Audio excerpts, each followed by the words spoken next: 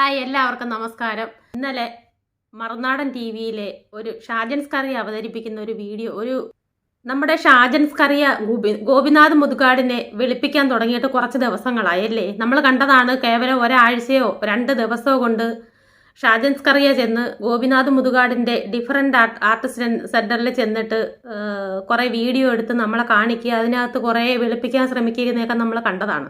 ഈ ഒരു വാർത്ത കണ്ടിട്ട് അത് ചെയ്യാതിരിക്കുന്ന ഒരു മോശമല്ലേ എന്ന് വിചാരിച്ചിട്ടാണ് ഞാൻ ഇപ്പോൾ ഈ വീഡിയോ ചെയ്യുന്നത്.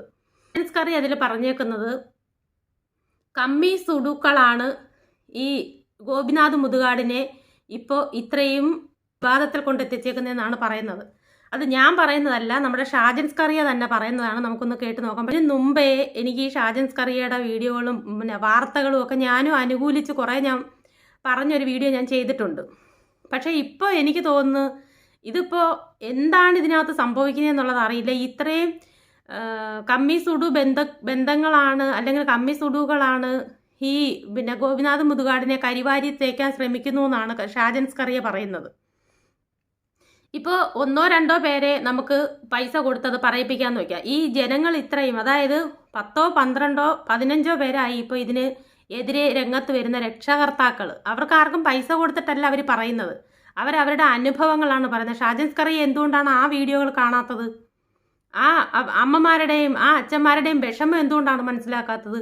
13, 14 വയസ്സ് വരെ വളർത്തിയതിന് ശേഷമാണ് മുതുകാട് ഏറ്റെടുക്കുന്നത്. ഈ കുഞ്ഞിലെ മുതലേ ഇങ്ങനെ ഭിന്നശേഷിക്കാർ കുട്ടികളെ വളർത്തിയെടുത്ത് 13 വയസ്സ് വരെ വളർത്താൻ, അത് ആൺകുട്ടിയായാലും പെൺകുട്ടികളായാൽ പ്രത്യേകിച്ച്, കാരണം അവർക്ക് പീരീഡ്സ് വരുന്നതാണ്. ആ പെൺകുട്ടികളെ അവർക്ക് പീരീഡ്സ് വരുന്ന കുട്ടികളെ തന്നെ അവർക്ക് മാനേജ് ചെയ്യാൻ ഭയങ്കര പാടാണ്. അങ്ങനെയുള്ള കുട്ടികളെ 10, 13, 14, 15 വയസ്സ് വരെ വളർത്തിയിട്ടാണ് മുതുകാട് അങ്ങോട്ട് ഏറ്റെടുക്കുന്നത്. അല്ല വെറുതെ അവർ കുഞ്ഞിലേ കളിക്കുമ്പോഴേ അവർ ഏറ്റെടുക്കുന്നതല്ല. അത് ഈ അമ്മമാർ പറയുന്നത് എന്തുകൊണ്ട് ഈ ഷാജൻ സ്കറിയ മനസ്സിലാക്കുന്നില്ല? ആരെയാണ് ഇദ്ദേഹം വെളുപ്പിക്കാൻ നോക്കുന്നത്? അത് തന്നെയുമല്ല, ഈ ഒരു ഇപ്പോൾ ഇത് രാഷ്ട്രീയവൽക്കരിക്കേണ്ട വല്ല കാര്യമുണ്ടോ? ഇത്രയും റിയാക്ഷൻ വീഡിയോ വന്നതിൽ ഒരിടത്ത് പോലും, അല്ലെങ്കിൽ ഒരു മനുഷ്യർ പോലും, ഇത്രയും റിയാക്ഷൻ വീഡിയോ ചെയ്തവർ ഒരൊറ്റ വ്യക്തികൾ പോലും ഇതിനകത്ത് രാഷ്ട്രീയവൽക്കരിച്ച് പറഞ്ഞിട്ടില്ല. അപ്പോൾ ഈ ഷാജൻ സ്കറിയയുടെ ഉദ്ദേശം എന്താണ്? ഈ രാഷ്ട്രീയ പാർട്ടികളെ തമ്മിൽ ഏറ്റുമുട്ടിച്ച് അവരെ തമ്മിൽ അടുപ്പിക്കുക എന്നുള്ളതല്ലേ, അവരെ ഇത് ഏറ്റെടുപ്പിക്കുക എന്നുള്ളതല്ലേ ഇതിനകത്ത് മുഖ്യമായിട്ട് ഷാജൻ സ്കറിയ ലക്ഷ്യമിടുന്നത്? അത് അരിയുടെ ചോറുണ്ടെന്നവർ ആർക്കായാലും അത് മനസ്സിലാവും. മുതുകാടിനെതിരെ അതിശക്തമായ പ്രചരണമാണ് സോഷ്യൽ മീഡിയയിൽ നടക്കുന്നത്. അത് തുടങ്ങി വെച്ചത് അന്തംകമ്മികളും സുഡാപ്പികളുമാണ് എന്ന് തിരിച്ചറിയാതെ സംഘികൾ പോലും ആ കെണിയിൽ വീണിരിക്കുന്നു എന്നതാണ് യാഥാർത്ഥ്യം. രാഷ്ട്രീയം പരസ്യമായി പ്രകടമാക്കാത്ത, ഏതെങ്കിലും ഒരു പക്ഷത്തിന്റെ ഭാഗം ചേരാത്ത മുതുകാടിനെ എന്തുകൊണ്ടാണ് സുഡാപ്പികളും അന്തം കമ്മികളും ടാർഗറ്റ് ചെയ്യുന്നത് എന്ന ചോദ്യം പ്രസക്തമാണ്. പിണറായി വിജയൻ സാരഥ്യം ഏറ്റതിനു ശേഷം CPM-ൽ എന്തെങ്കിലും ഒരു തീരുമാനമെടുക്കണമെങ്കിൽ സോഷ്യൽ മീഡിയയിലെ കാമ്പയിനായി ആണ് ആരംഭിക്കുന്നത്. ചിലരൊക്കെ കാമ്പയിൻ ആരംഭിച്ചാൽ അതിന് പിന്നിൽ കൃത്യമായ ദുഷ്ടലാക്കുണ്ട് എന്ന് സാമാന്യ ബുദ്ധിയുള്ളവർക്ക് മനസ്സിലാവും. ഇത് മനസ്സിലാക്കാതാണ് സംഘികളും നിഷ്പക്ഷ സമൂഹവും പോലും രംഗത്തിറങ്ങിയിരിക്കുന്നത്. പലപ്പോഴും സുഡാപ്പികളും കമ്മികളും ഇത്തരമൊരു കാര്യത്തിന് പദ്ധതിയിടുമ്പോൾ അവരുടെ മാത്രം വിഷയമായി മാറിയാൽ എതിർപ്പ് മറുഭാഗത്തുണ്ടാവും എന്ന് തിരിച്ചറിഞ്ഞ് ഇങ്ങനെ ഒരു കെണി ഒരുക്കാറുണ്ട്. ആ കെണിയിലാണ് ഇവിടെ പലരും വീണുപോയത്. വ്യക്തിപരമായി എനിക്ക് വളരെ അടുപ്പമുള്ള, നിഷ്പക്ഷമായി ചിന്തിക്കുന്ന നിരവധി പേർ, കൊച്ചിയിലെ PK ഷിബിയും ദുബായിലെ എന്റെ സുഹൃത്ത് മെർലിനും അടക്കം നിരവധി പേർ ഷാജന് ധൃതി കൂടിപ്പോയോ, ആലോചിച്ചിട്ടാണോ ഇങ്ങനെയൊരു നിലപാടെടുത്ത് മുതുകാടിനെ പിന്തുണച്ചത് എന്നൊക്കെ ചോദിക്കുന്നുണ്ട്. അവരോടും എല്ലാവരോടും എനിക്ക് പറയാനുള്ളത്, 100 വട്ടം ചിന്തിച്ചിട്ട് 100 വട്ടം അന്വേഷിച്ചിട്ട് തന്നെ എടുത്തു എന്നതാണ്. ഇതിൽ ആരാണ് രാഷ്ട്രീയവൽക്കരിച്ചത്? ഇപ്പൊ ഈ ഷാജൻ സ്കറിയോട് ചോദിച്ച ഈ 2 വ്യക്തികൾക്ക് തലയ്ക്കകത്ത് ആളുണ്ടായതുകൊണ്ടാണ് ഇങ്ങനെ ചോദിച്ചത്. ഇതിപ്പോ എന്താണ് ഇതിനകത്ത് ഈ ഷാജൻ സ്കറിയക്കുള്ള ലാഭം? എന്താണ് ഇത്രയും രക്ഷകർത്താക്കൾ വന്നിരുന്ന് പച്ചയ്ക്ക് അവരുടെ അനുഭവങ്ങൾ പറയുന്നതാണ് ഏക തെളിവെന്ന് പറയുന്നത്? അതിനപ്പുറത്തേക്ക് ഇനി എന്താണ് വേണ്ടത്? ഈ കുഞ്ഞുങ്ങളെ കാണിച്ച് പച്ചയ്ക്ക് കുഞ്ഞുങ്ങളെ കാണിച്ചിട്ട് പൈസ മേടിക്കുന്ന രീതിയാണ് അതിനകത്ത് പറയുന്നത്.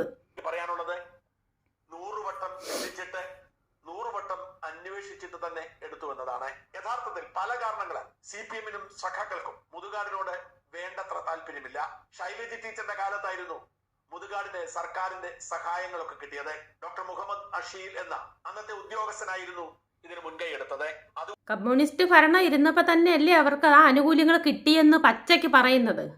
എന്നിട്ട് പച്ചയ്ക്ക് ഈ ഷാജൻ സ്കറിയ തന്നെ പറയുന്നുണ്ട് ശൈലജ ടീച്ചർ ഇരുന്നപ്പോൾ ഫണ്ട് കിട്ടുമായിരുന്നു എന്ന്. അപ്പോൾ പിണറായി അല്ലേ ഭരിച്ചോണ്ടിരുന്നത്?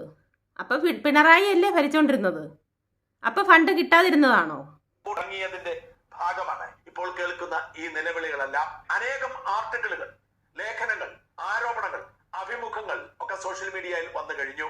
അവയൊക്കെ സസൂക്ഷ്മം കേട്ടവരോടും വായിച്ചവരോടും ഞാൻ ഒരു ചോദ്യം മാത്രമേ ചോദിച്ചുള്ളൂ. ഈ വാരി വലിച്ചു പറയാതെ സ്പെസിഫിക് ആയി പറയൂ, മുതുകാടിന്റെ കുഴപ്പം എന്താണെന്ന്. ആദ്യം അവർ സാമ്പത്തിക ക്രമക്കേടിനെ കുറിച്ച് പറഞ്ഞു. എന്നാൽ മുതുകാട് കണക്കുകൾ സഹിതം രംഗത്ത് വന്നതോടെ അവരൊക്കെ പിന്മാറി. മുതുകാട് തന്റെ സ്വകാര്യ സ്വത്ത് പോലും ഭിന്നശേഷിക്കാരായ കുട്ടികൾക്ക് വേണ്ടി മാറ്റിവെച്ചതും ഒരു നയാ പൈസ പോലും ഇതിൽ നിന്നല്ല, തന്റെ സ്വകാര്യ അധ്വാനത്തിൽ നിന്ന് പോലും എടുക്കുന്നില്ല എന്നും വ്യക്തമായതോടെ ആ വാദത്തിന്റെ മുനയൊടിഞ്ഞു. ഇവിടെ സാമ്പത്തിക ക്രമക്കേട് നടത്തിയെന്ന് ഏതെങ്കിലും ഒരു രക്ഷകർത്താക്കൾ പറയുന്നത് നമ്മൾ കേട്ടോ? ഇല്ല, ആരും പറയുന്നത് നമ്മൾ കേട്ടില്ല. യഥാർത്ഥത്തിൽ ചോദിക്കാനുള്ളത് ഇപ്പോൾ വളരെ വ്യക്തമായും ശക്തമായും പറയാനല്ലേ പറഞ്ഞത്. അത് ഞാൻ പറയാം. അത് സ്വന്തം സ്വത്തുക്കളെല്ലാം വിറ്റ് ഇതിലേക്ക് ചെലവാക്കിയെന്ന് പറഞ്ഞു. ആര് പറഞ്ഞു ചെലവാക്കാൻ? ആര് പറഞ്ഞതിന്റെ വീടും ഒക്കെ വിറ്റ് ഇതിനകത്തേക്ക് ചെലവാക്കാൻ നമ്മൾ ആരെങ്കിലും നിർബന്ധിച്ചോ?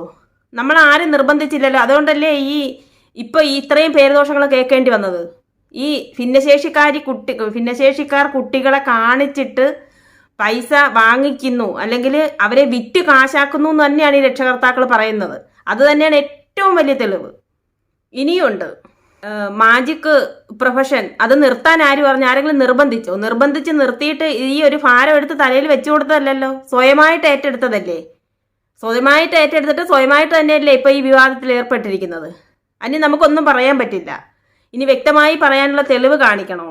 ആദ്യം തന്നെ ഒരു കാര്യം വളരെ വ്യക്തമാക്കണം. അതായത് ഈ DACയുമായി ബന്ധപ്പെട്ട് ഉന്നയിച്ച ചില വിഷയങ്ങൾ, ആ വിഷയങ്ങളിൽ എന്തെങ്കിലും തരത്തിലുള്ള സുഡാപ്പി ന്യായമോ, കമ്മി ന്യായമോ, കൊങ്ങി ന്യായമോ, സംഘി ന്യായമോ, അങ്ങനെ എന്തെങ്കിലും തരത്തിലുള്ള മുൻവിധികളോ അല്ലെങ്കിൽ അത്തരം സംഗതികൾ എന്തെങ്കിലും ഉണ്ടോ വസന്തയ്ക്ക്? ഒരിക്കലും അങ്ങനെ യാതൊരുവിധ രാഷ്ട്രീയപരമോ ജാതിപരമോ യാതൊന്നും തന്നെ അങ്ങനെ യാതൊരു എന്തോന്നും അവിടെയും ഫീൽ ചെയ്തിട്ടില്ല. പുറത്ത് വന്നതിന് ശേഷം എനിക്ക് ഫീൽ ചെയ്തിട്ടില്ല. അങ്ങനെ എന്തെങ്കിലും തരത്തിലുള്ള ഒരു പ്രേരണയും ഇല്ല. പ്രേരണയില്ല. മാത്രമല്ല അവിടെ നിൽക്കുന്ന പേരൻസിനും ഒന്നും ആർക്കും തന്നെ അങ്ങനെ ഒരു രീതി അതിനകത്തും ഇല്ല, പുറത്തുമില്ല. അഥവാ അങ്ങനെ ഉണ്ടായിട്ടുണ്ടെങ്കിൽ ഇപ്പൊ ഈ അലിഗേഷന് ശേഷം പുറത്തുള്ള ഔട്ട്സൈഡേഴ്സ് ആരെങ്കിലും ഉണ്ടാക്കി വെക്കുന്ന കാര്യങ്ങൾ മാത്രമാണ്.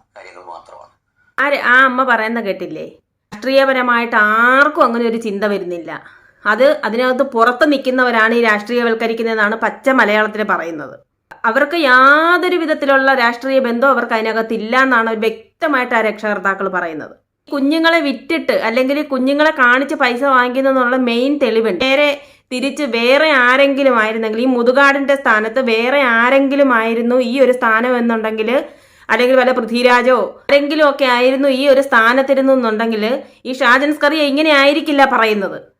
അപ്പോൾ ഇതിനു മുമ്പ് ചെയ്ത ഓരോരോ ന്യൂസുകളും അദ്ദേഹം ഈ കേസിലകപ്പെട്ടതും വിവാദങ്ങളിൽ പെട്ടതും അറസ്റ്റ് ചെയ്യപ്പെട്ടതും എല്ലാം കാര്യമുണ്ടായിട്ടായിരിക്കും എന്നാണ് ഈ ഒരു വാർത്ത കേൾക്കുമ്പോൾ നമുക്ക് തോന്നുന്നത്. അമ്മമാര് കച്ചവടം ചെയ്യുന്ന ഒരു സ്ഥലമുണ്ട്. അവിടെ വരുമ്പം അവിടെ ഒരു ഇൻട്രോ ഉണ്ട്, അതിനൊരാളെ തയ്യാറാക്കി വെച്ചിരിക്കുക. അതിൽ ഇങ്ങനെയാ പറയുന്നത്. ആദ്യം ഒരു വെൽക്കം സോങ്, അത് മലയാളത്തിലുള്ളതല്ല, ഞാൻ നിൽക്കുമ്പോൾ കന്നഡയിലതാ. അപ്പൊ തെരുവിന മക്കളെ, ഇതാണ് അതിന്റെ തുടക്കം. അപ്പൊ ഇത് കന്നഡയില് തെരുവിലൊക്കെ ഓടിക്കളിച്ച് സന്തോഷമായി നടക്കുന്ന കുഞ്ഞുങ്ങളെ എന്നാണ് അതിന്റെ അർത്ഥം. പക്ഷെ ഇത് മലയാളിക്ക് അറിയത്തില്ലല്ലോ. മലയാളി ചെലുവിന മക്കളെ എന്ന് പറയുമ്പോൾ തെരുവിലെങ്ങാണ്ട് കിടക്കുന്ന കുഞ്ഞുങ്ങളെ എന്നെങ്ങാണ്ടാന്ന് വിചാരിക്കും. ഞങ്ങൾക്ക് അങ്ങനെ തോന്നി, ഞങ്ങൾക്ക് അറിഞ്ഞോട്ടില്ല കന്നഡ. അപ്പൊ ഞങ്ങൾ പറയും പാട്ടൊക്കെ പാടുമ്പോ നമ്മളിങ്ങനെ കിടക്കുന്ന കുഞ്ഞുങ്ങളെ എന്നാണോ എന്നൊരു അലിഗേഷൻ ഞങ്ങൾ തന്നെ ഈ സെക്കൻഡ് ഞങ്ങൾ ചെന്ന ബാച്ചുകാർ ചോദിച്ച് ഈ പാട്ടങ്ങ് മാറ്റിക്കൂടെ എന്ന് പറഞ്ഞ പല അമ്മമാരും ഞങ്ങളുടെ ഇടയിലുണ്ട്. അപ്പൊ ആദ്യമുള്ളവർക്ക് ഈ പാട്ടാണ് അവരുടെ ശുക്രനക്ഷത്രം. ഈ പാട്ടും ഇതിന്റെ സംഗീതവും എല്ലാം കൂടെ കേട്ട് കേന്ദ്രമന്ത്രിമാര് വരെ ഹൃദയം തകർന്ന് പോകും. എൻ്റെ അമ്മ, ഇതെന്താണ് ഈ സംഗീതവും ഈ കുഞ്ഞുങ്ങളും അവരുടെ അമ്മമാരും ഒക്കെ അനുഭവിച്ചു മുട്ടുന്നത്. അവർ ഉടനെ ഒരു 500-ന്റെ 2000-ന്റെ ഒരു നോട്ട് എടുത്തിട്ട് ഒരു പേന തരൂ എന്ന് പറഞ്ഞ് 10 രൂപയുടെ പേന മേടിച്ച് ബാക്കി കൊടുത്തിട്ടാണ് പോവുക.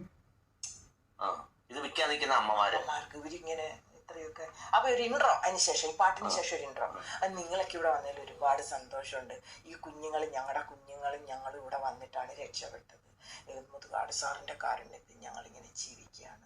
ഞങ്ങളുടെ കുഞ്ഞുങ്ങൾ അപ്പുറത്തിരിക്കുമ്പോൾ ഞങ്ങൾ ഇവിടെ സന്തോഷമായിട്ട് ജോലി ചെയ്യുന്നു, വർക്ക് ചെയ്യുന്നു, ഞങ്ങൾക്ക് വരുമാനമുണ്ട്, ഞങ്ങൾ ജീവിക്കുന്നു. അതുകൊണ്ട് നിങ്ങളെപ്പോലുള്ള നല്ല മനുഷ്യരുടെ കാരുണ്യം കൊണ്ടാണ് ഞങ്ങൾ ഇങ്ങനെ കഴിയുന്നത് എന്നൊക്കെ പറയുമ്പം അതുവരെ ഉണ്ടാക്കിയെടുത്ത ഐഡന്റിറ്റി ഉള്ള ഒരു പേരന്റിനും അത് ഉൾക്കൊള്ളാൻ പറ്റത്തില്ല. കാരണം ഈ വാരി വലിച്ചു പറയാതെ സ്പെസിഫിക് ആയി പറയൂ, മുതുകാടിന്റെ കുഴപ്പം എന്താണെന്ന്. മുതുകാടിന്റെ കുഴപ്പമാണ് ആ അമ്മ പറഞ്ഞത്. അവരെ വിറ്റ് കാശുണ്ടാക്കുന്നു, അത് അമ്മ ഇപ്പൊ പറഞ്ഞത്. അതാണ് ആ ചോദ്യത്തിന്റെ മറുപടി. ഇതിൽ കൂടുതൽ എന്ത് തെളിവാണ് വേണ്ടത്? ഇന്നും ഇറങ്ങിയിട്ടുണ്ട് ഒരു വീഡിയോ സുനിത ദേവദാസിന്റെ ചാനലില്.